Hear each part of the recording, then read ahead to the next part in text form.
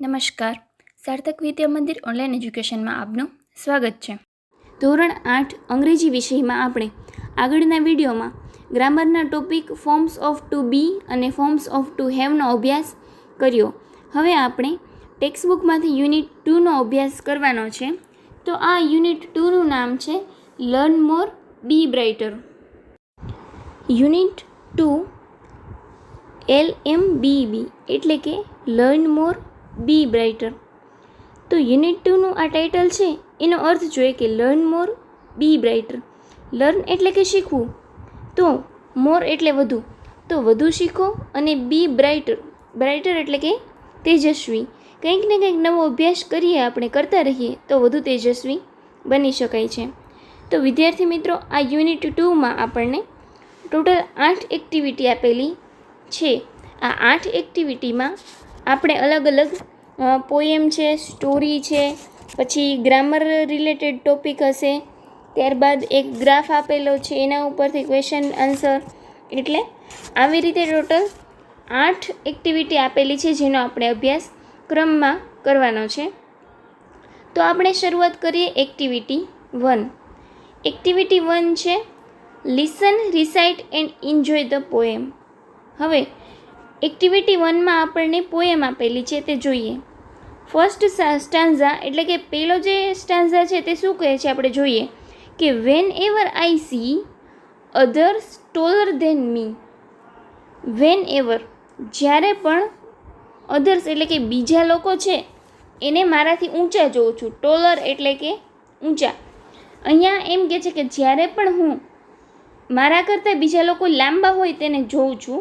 Others એટલે બીજા લોકો માટે, અને ટોલર એટલે કે લાંબા લોકો, ઊંચા લોકો, એને જોઉં છું. ત્યારે ત્રીજી લાઈન શું કહે છે કે I feel that I am small. I feel એટલે કે અનુભવ કરવું, એટલે કે મને એવું લાગે છે કે હું નાનો છું. સ્મોલ એટલે નાનો. And I wish I var toll. I wish એટલે કે હું ઈચ્છું છું, મારી એવી ઈચ્છા છે કે આઈ વર ટોલ. ટોલ એટલે કે લાંબો અથવા ઊંચો. આખો સ્ટાન્ઝા શું કહેવા માંગે છે કે જ્યારે પણ હું મારા કરતાં લાંબા લોકોને જોઉં છું ત્યારે મને એવું લાગે છે કે હું નાનો છું અને હું એવું ઈચ્છું છું કે હું પણ લાંબો હોઉં. હવે આપણે જોઈએ બીજો stanza. Whenever I see someone overtakes me I wish my legs were longer to carry me faster. પેલી લીટી જો કે વેન એવર આઈ સી, કે જ્યારે પણ હું સમવન ઓવરટેક્સ મી એટલે કે ઓવરટેક એટલે આગળ નીકળવું, તો કોઈને મારાથી આગળ નીકળતા જોઉં છું તો ત્યારે શું કહે છે કે I wish my legs were longer. I wish એટલે કે મારી એવી ઈચ્છા હોય છે કે my legs were longer. Longer એટલે કે વધુ લાંબા હોય. ટુ કેરી મી ફાસ્ટર, કે મારા પગ વધુ લાંબા હોય, કે ટુ કેરી મી એટલે કે મને લઈ જવા માટે. કઈ રીતે? ફાસ્ટર. ફાસ્ટર એટલે કે ઝડપથી. તો આ હતો બીજો સ્ટાન્ઝા કે જ્યારે પણ હું કોઈને મારાથી આગળ નીકળતા જોઉં છું ત્યારે હું એવું ઈચ્છું છું કે મારા પગ વધુ લાંબા હોય, કારણ કે મને ઝડપથી લઈ જવા માટે. આગળ જોઈએ આપણે ત્રીજો stanza. Whenever I hear, જ્યારે પણ હું સાંભળું છું, ઓ your friend is such a dear, એટલે કે તારો મિત્રો કેટલો સરસ છે, કેટલો વાલો છે. એટલે કે કોઈ મને એમ કહે કે તારો મિત્રો કેટલો સારો છે, ત્યારે શું થાય કે I feel like asking why, કે મને એવું અનુભવાય કે શા માટે, શું કામ. And it makes me cry, એટલે કે ત્યારે રડવાનું મન થાય, રડવાની ઈચ્છા થાય. તો આખો આ ત્રીજો સ્ટાન્ઝા થોડોક હાર્ડ છે, તો ફરીથી સમજીએ. Whenever I hear oh your friend is such a dear I feel like asking why and it makes me cry. એટલે કે જ્યારે પણ હું એવું સાંભળું છું કે તારો મિત્ર કેટલો વાલો છે, તો ત્યારે મને શા માટે, શું કામ એવું પૂછવાનું મન થાય અને મને પછી રડવું આવી જાય. Then comes my mother. છેલ્લો સ્ટાન્ઝા છે તે જોઈએ. ધેન કમ્સ માય મધર એટલે કે ત્યાર પછી મારા મધર એટલે કે મારા માતા, મારા મમ્મી આવે છે. હુ સેઝ, એ કહે છે કે ડોન્ટ બોધર, ડોન્ટ બોધર એટલે કે ચિંતા નહીં કરવાની, ચિંતા નહીં કરતો. આઈ લવ યુ માય ડિયર, શું કહે છે? એક માતા તેના બાળકને કહે છે કે આઈ લવ યુ ડિયર, હું તને પ્રેમ કરું છું, હું તને ચાહું છું. The words I am happy to here એટલે કે ધ વર્ડ્સ એટલે કે શબ્દો. તો એ શબ્દો સાંભળીને આઈ એમ હેપી ટુ હિયર, આ શબ્દો સાંભળીને હું એકદમ ખુશ થઈ જાઉં છું. હવે આ છેલ્લો સ્ટાન્ઝા શું કહેવા માગે છે કે આગળના બધા જે સ્ટાન્ઝા છે એમાં જે લખનાર છે એ વ્યક્તિ પોતાની કમ્પેરિઝન, પોતાની સરખામણી બીજી વ્યક્તિ સાથે કરે છે, પરંતુ જે છેલ્લો સ્ટાન્ઝા છે એ એક માતાનો પ્રેમ દર્શાવે છે. જ્યારે માતા એને કહી દે છે કે આઈ લવ યુ ડિયર, ત્યારે એ બાળક ખુશ થઈ જાય છે, એટલા માટે કે માતાનો પ્રેમ છે તેનાથી ઉપર કોઈ પણ હોતું નથી. તો આ હતી આપણી એક્ટિવિટી 1, સરસ મજાની એવી poem. Activity 1.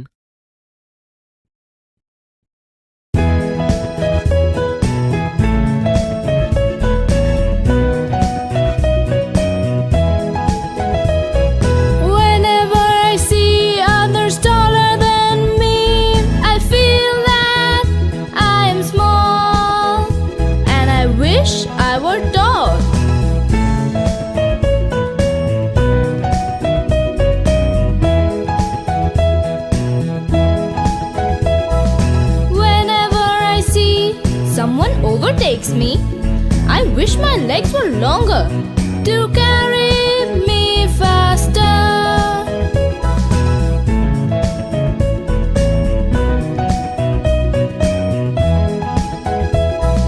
Whenever I hear, oh, your friend is such a dear, I feel like asking why, and it makes me cry.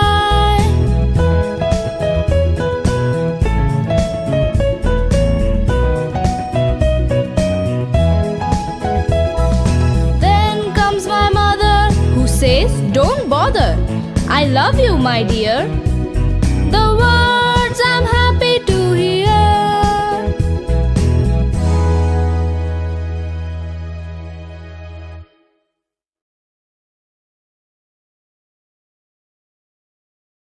Activity 1ની પોએમ જોયા બાદ આપણે એક્ટિવિટી 2 તરફ જઈએ. તો એક્ટિવિટી 2માં શું રહેલું છે? See the picture and study the information એટલે કે ચિત્ર જુઓ અને માહિતીનો અભ્યાસ કરો. અહીંયા જમણી બાજુ આપણને એક સરસ મજાનું ચિત્ર આપેલું છે.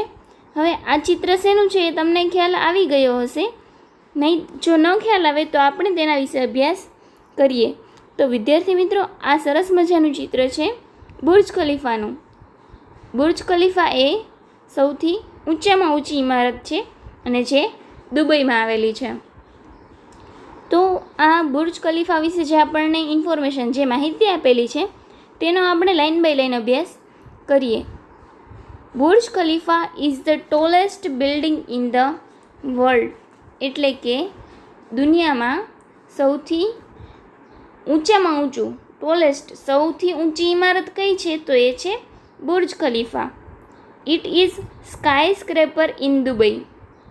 સ્કાય સ્ક્રેપર એટલે કે ગગનચુંબી, ગગન એટલે આકાશ, તો આકાશને જે ટચ થવા જઈ રહી છે એવી જે ઇમારત છે એને સ્કાય સ્ક્રેપર કહે છે. તો it is sky scraper in Dubai એટલે કે દુબઈમાં રહેલી આ ઇમારત છે. ઇટ હેઝ 163 ફ્લોર્સ એટલે કે ફ્લોર એટલે માળ.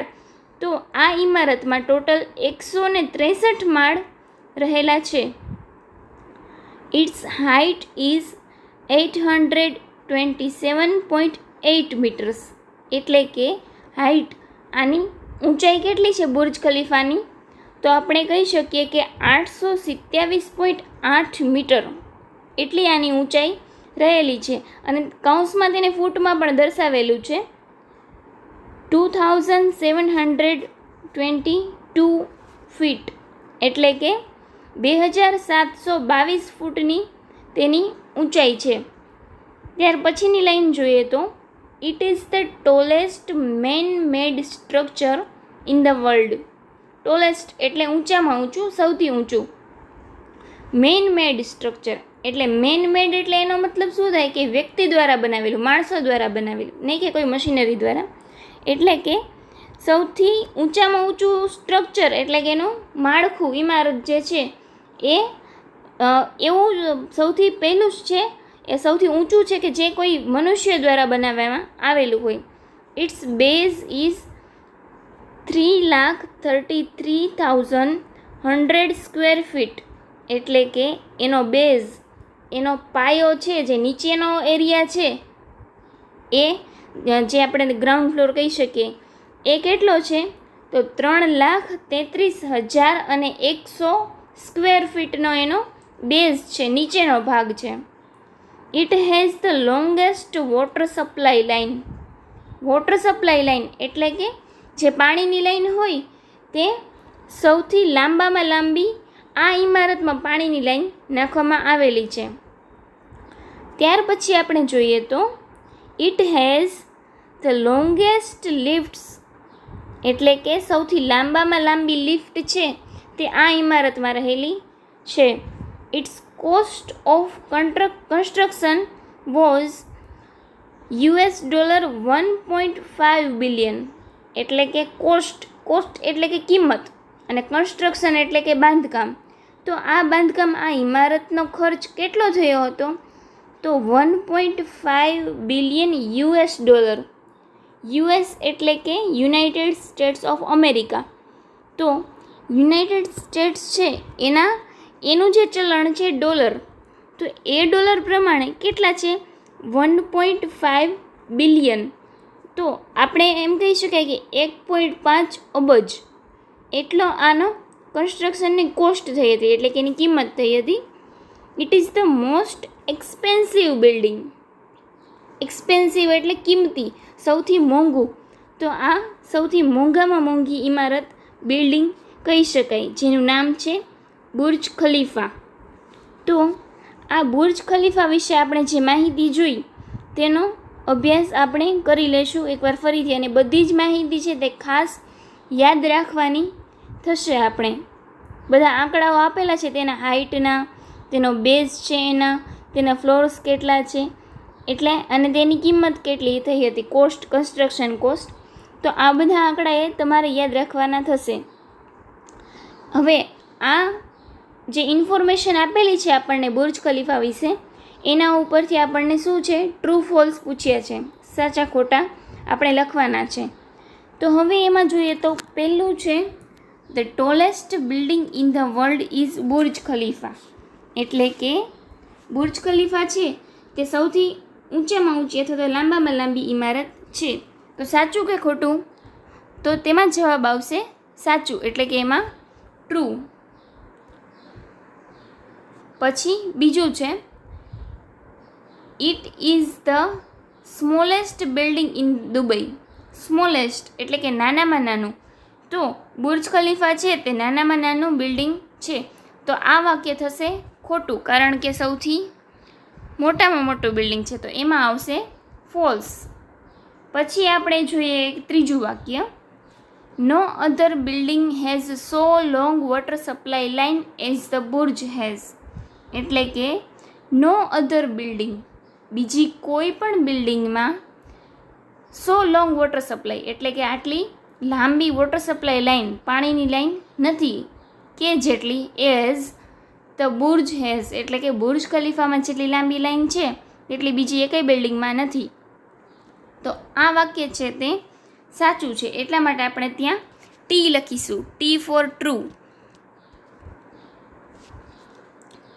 હવે ચોથું જોઈએ તો its lift system is the longest one in the world. એટલે કે આની જે લિફ્ટ સિસ્ટમ છે એ સૌથી લાંબામાં લાંબી આખા વિશ્વમાં છે. તો એ પણ વાક્ય સાચું થશે આપણું ચોથું, એટલે ત્યાં પણ આપણે ટી લખવાનું થશે. Its cost was higher than any other building in the world. એટલે કે વિશ્વમાં કોઈ પણ બીજા બિલ્ડિંગ હોય એના કરતાં સૌથી વધારેમાં વધારે કોસ્ટ, એની કિંમત થઈ.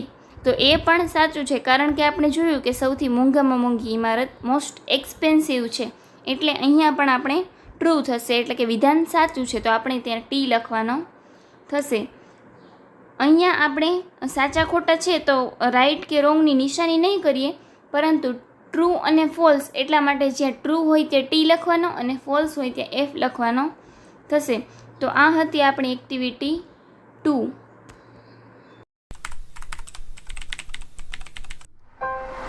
दोस्तों, बुर्ज खलीफा का नाम तो आपने सुना ही होगा। दुबई में स्थित बुर्ज खलीफा मानव इतिहास की अब तक की सबसे ऊंची इमारत है और इस इमारत के बनने से पहले कोई कल्पना भी नहीं कर सकता था कि इतनी ऊंची इमारत कभी बनाई भी जा सकती है। और इस इमारत को बनाने में सिर्फ पैसे खर्च नहीं हुए, बल्कि यह 12,000 कारीगरों की दिन रात की मेहनत ही थी जिसने कि इस प्रोजेक्ट को सफल बनाया। और यह प्रोजेक्ट इतना बड़ा था कि इसके लिए अलग से कई तरह की मशीनों और क्रेनों का निर्माण करना पड़ा। तो चलिए दोस्तों, करीब 830 मीटर ऊंची और 163 मंजिलों वाली इस इमारत की पूरी स्टोरी को हम शुरू से डिटेल में जानते हैं। तो दोस्तों, इस कहानी की शुरुआत होती है 6 जनवरी 2004 से, जब दुबई के प्रॉपर्टी डेवलपर एमआर ने बुर्ज खलीफा के डिजाइन की जिम्मेदारी अमेरिका के architecture firm Skidmore Owings and Merrill को दी। और इसी फर्म के एक आर्किटेक्ट एंड्रियन स्मिथ को बुर्ज खलीफा का डिजाइन बनाने का श्रेय दिया जाता है, जबकि बुर्ज खलीफा की कंस्ट्रक्शन का काम साउथ कोरिया की जानी मानी कंपनी सैमसंग C&T कॉर्पोरेशन को दिया गया, जो कि इससे पहले भी कई और बड़े प्रोजेक्ट जैसे ताइपेई 101 पर भी काम कर चुकी थी। और दोस्तों, आपको बता दें कि ताइपेई 101 बुर्ज खलीफा से पहले दुनिया की सबसे ऊंची इमारत थी।